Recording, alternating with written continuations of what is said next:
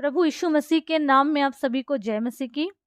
प्रियो, वचन में जाने से पहले हम कुछ बातों को सीखें या देखें कि जब हमारा जीवन परमेश्वर साफ करके अपने लहू से धो के शुद्ध करके जब हमें संसार से बाहर निकालते हैं तो उसके बाद हमारा जीवन कैसा होता है। कभी हमने ये सोचे हैं? गंदगी से लिपटे रहते लेकिन परमेश्वर हमें वहाँ से निकाल कर चट्टान पे खड़ा कर देते हैं, तो फिर हम उसके बाद अपने जीवन को कैसे चला रहे हैं। परमेश्वर की दया से, अनुग्रह से अगर हम बाहर निकल आए हैं पाप से, गंदगी से, लेकिन उसके बाद भी अगर हम प्रभु को अधिकार नहीं दे रहे हैं, हमारे अंदर जो पवित्र आत्मा उसको अगर हम अधिकार नहीं दे रहे हैं, तो इसका एक बात याद रखिए कि शैतान हमारी ज़िंदगी से फ़ायदा उठाएगा। कैसे फ़ायदा उठाएगा? आइए हम वचनों से देखें।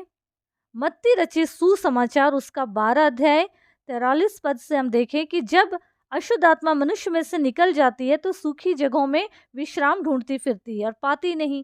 तब कहती है, मैं अपने उसी घर में जहाँ से निकली थी लौट जाऊंगी। लौट कर उसे सूना, झाड़ा, बुहारा और सजा सजाया पाती है। तब वो जाकर अपने से और बुरी 7 आत्माओं को ले आती है और उसमें बैठ के वास करती है और उस मनुष्य की दशा पहले से भी बदतर हो जाती है। इसका मतलब ये हुआ कि जब वो आत्मा घूमते फिरते आके जब दोबारा उसको देखती है कि सब कुछ ठीक ठाक है, पर ये तो बैठा है शांत या बैठी है शांत, पवित्र आत्मा को काम करने का मौका ही नहीं दे रहे हैं, तब ये सोचती है कि चलो इसको नहीं काम दे रहे हैं तो हम ही लोग काम करें।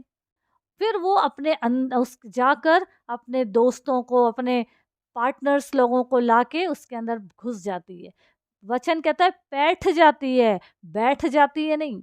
बैठने का मतलब ये कि कभी उठने की भी उम्मीद है। बैठने का मतलब उसमें फिक्स हो जाना, चिपक जाना।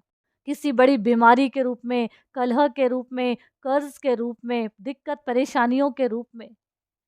हमको ये जानना और समझना बहुत ज़रूरी है कि वचन हमसे क्या कहता है कि आज शरीर और आत्मा दोनों एक दूसरे के विरोध में हैं। अगर आत्मा बोलेगा दुआ करो तो शरीर बोलेगा ये दर्द वो दर्द, चलो सो के ही दुआ कर लेते हैं।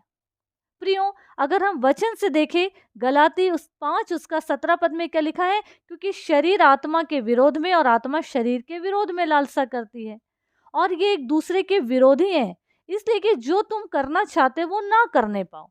आत्मा तो उत्सुक है कि ये करेंगे, वो करेंगे, यहाँ जाएंगे, वहाँ जाएंगे, यहाँ वचन सुनाएंगे, वहाँ, लेकिन शरीर साथ नहीं दे रहा है और ये शरीर ही के ऊपर उस आत्मा का कब्जा हो जाता है।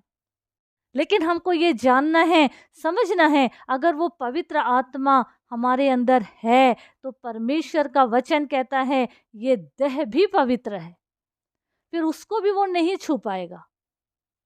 तो हमको ये समझना और जानना बहुत ज़रूरी है कि वचन हमसे क्या बोल रहा है। आज हम शरीर के अनुसार जी रहे हैं या आत्मा के अनुसार जी रहे हैं, ये जानना बहुत ज़रूरी है। क्योंकि वचन अगर हम देखें, भजन संहिता 11 अध्याय उसका 5 पद में लिखा है, यहोवा धर्मी को परखता है परंतु वो उनसे जो दुष्ट हैं और उपद्रव से प्रीति रखते हैं अपनी आत्मा में घृणा करता है। इसका मतलब ये हुआ कि परमेश्वर से कोई बात छुपी नहीं है, चाहे वो देह की हो, चाहे वो आत्मा की हो, चाहे वो दिन की हो, चाहे वो रात की हो। वचन कहता है कि यहोवा धर्मी को परखता है, परंतु दुष्ट कौन है परमेश्वर की दृष्टि में? जो उससे झूठ बोलते, धोखा देते हैं, जो शैतान की चाल चल रहे हैं, तो वो परमेश्वर की दृष्टि में दुष्ट है। और वो दुष्ट के लिए लिखा है कि वो आत्मा से घृणा करता है उस इंसान से। फिर वो कितना भी दुआ कर ले, जब उनके ऊपर दुख आए, मुसीबत आए, तो वो कितना भी खुदा खुदा कर लेंगे, परमेश्वर उनकी एक नहीं सुनेंगे। इसलिए प्रियो, हमको शैतान को मौका नहीं देना है। परमेश्वर ने अपनी बेशकीमती लहू को बहाकर हमें मोल लिए हैं, खरीद लिए हैं, तो फिर शैतान की चालों में ना उलझे प्रियो, और प्रभु के साथ साथ आगे बढ़ते जाए। हम शरीर के अनुसार दिन ना काटे। अगर हम शरीर के अनुसार दिन काटेंगे तो मरेंगे। वचन कहता है 7 दुष्ट आत्माओं को और वो ले आती है एक आत्मा।